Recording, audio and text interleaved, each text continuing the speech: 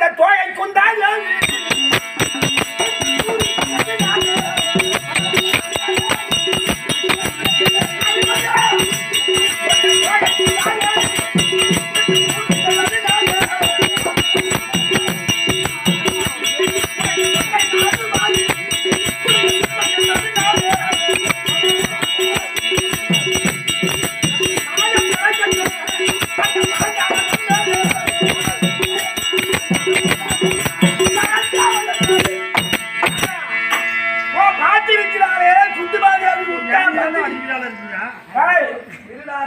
பேசல மத்தால மூணு